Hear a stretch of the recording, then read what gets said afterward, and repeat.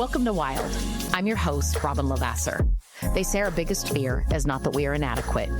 It's being powerful beyond measure.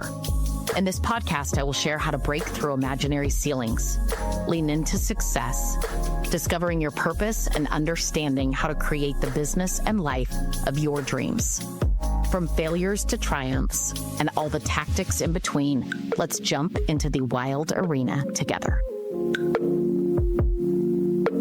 Welcome back to Wild with Robin Lavasser. So glad that you are here today. I write an email. And I started this, I've always loved to write. And so one of the things I'll kind of start the podcast with today is talking about the fact that if you have something that you love to do, that's kind of a 2X, if you will, maybe therapeutic to you, but then also able to serve others and have a purpose, if you will, behind it.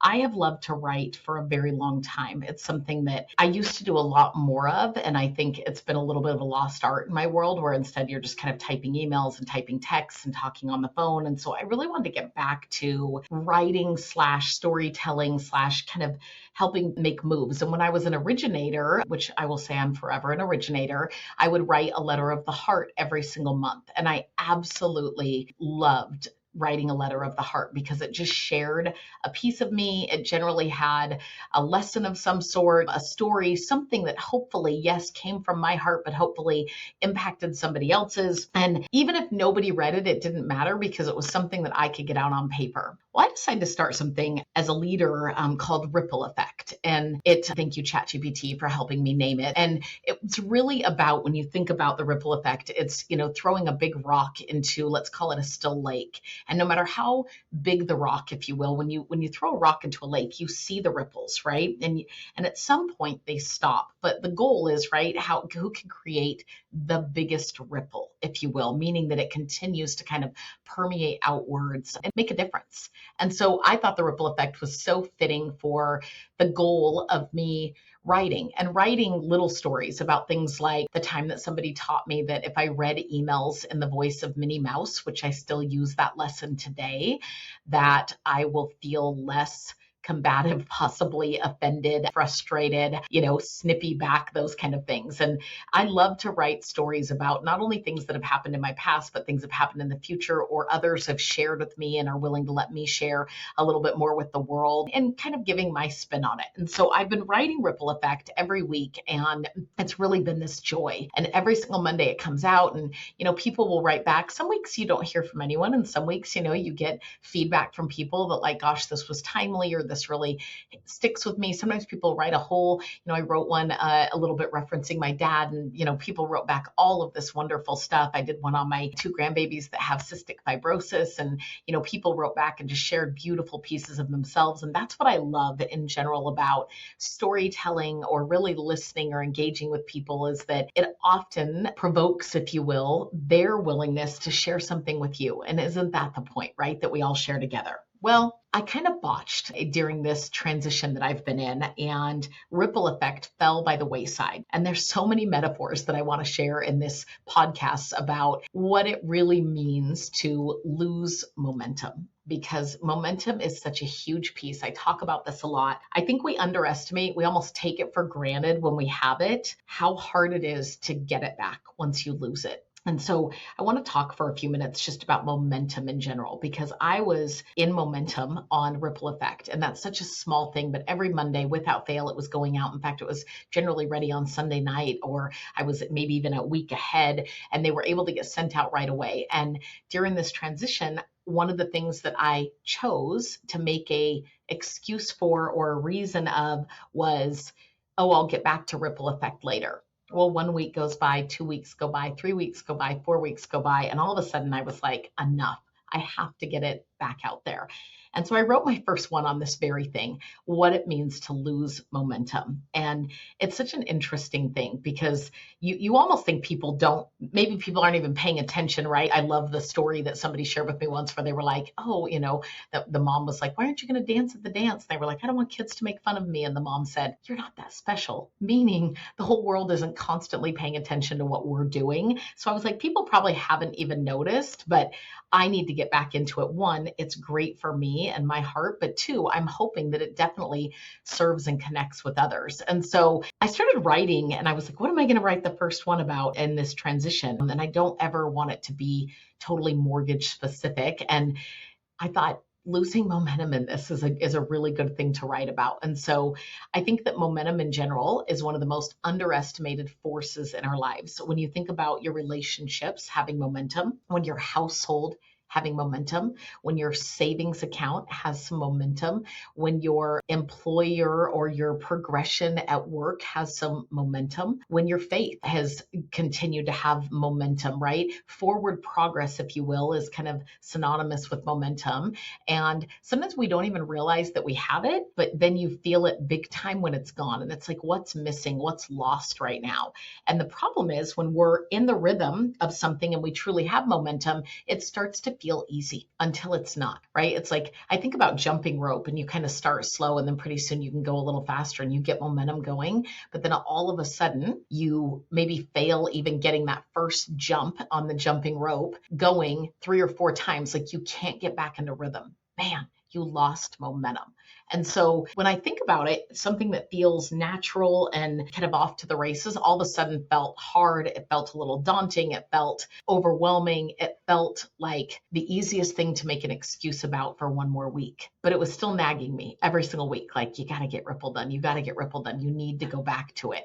And anything that stays like that, I always say that in our lives that there should be a heck yes or a heck no, right? Like I'm either going to go all in and do this and do it well, or I need to take it off the calendar and not have anything to do with it. I think part of that comes with stage of life. I think you have a little less choices of what you absolutely have to do, possibly in your younger years or into your 20s. And then as you grow, you have more choices and decisions. That's a podcast for a different day. But I think the interesting thing about momentum for me, ripple effect, if you will, is it's not like it said, hey, take this off the list, take it off, ask me for permission, if you will, to just be gone take a month off and then come back to it. It wasn't like that. It was like full of me making reasons and excuses in my head, pushing it to the back of the line, but then it's still being there on my mental to-do list, which means it's taking up space somewhere and it's not joyful because it's not getting executed, right? It's sitting there like bills piling up, if you will, that you're in avoidance of versus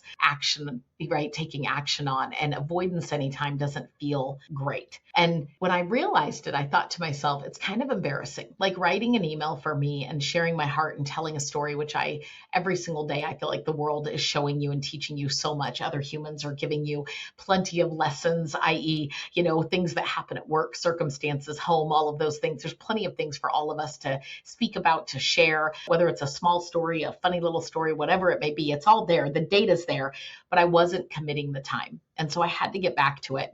And when I finally started working on getting it done, it really came back to me pretty quickly. And then yesterday I got all these emails back when I sent out the ripple effect. And people were like, oh gosh, I'm so glad it's back. And then other people were, oh, give yourself grace. You didn't, you've obviously had a lot going on. And the truth is, we should give ourselves grace. We should be able to sprinkle it in, but accountability almost feels better. Accountability almost feels better than grace, especially on things that you absolutely know that you need to do, because it is so easy for reasons over results to show up in our lives. And we end up, whether it's missing a workout, canceling on plans that you had, blowing through an appointment, whatever it may be, there are just things that we delay, that we distract ourselves from, and we allow it. And it's such an easy thing to write a narrative that says, hey, it's okay, you'll get it, you'll get to it next week. And while I love not, hey, I'm gonna beat myself up every day for skipping that ripple effect, the truth is grace is hey,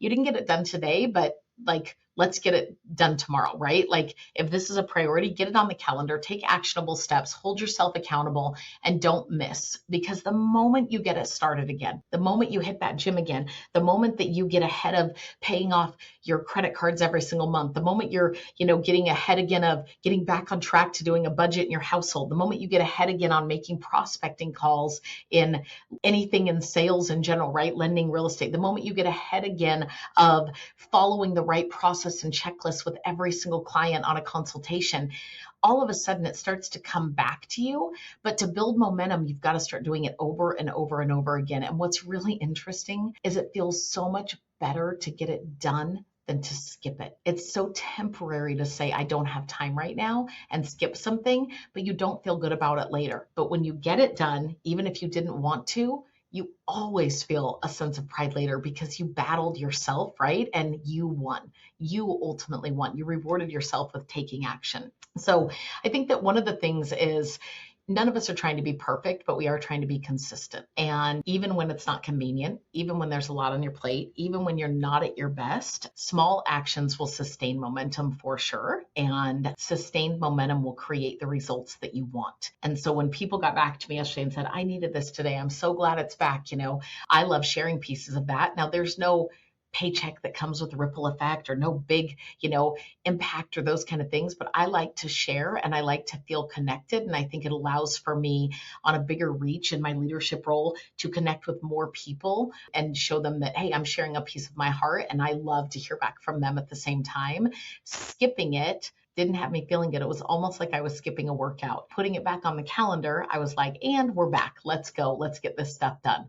So assess in your own business, in your own personal life, where did you lose momentum? And at what moment are you going to decide to put it back on the books and to take the action and to win the battle with yourself and get moving forward again, make that forward progress and ultimately set yourself up for as many wins / atta-girls or atta-boys as possible. If this was helpful for you, I hope that you share it. If you ever want to be on the Ripple Effect email distribution, just shoot me an email. I would love to hear from you. And it is my first name last name @ccm.com. So shoot me an email and we'd love to get you on the distribution. We'll see you on the next Wild.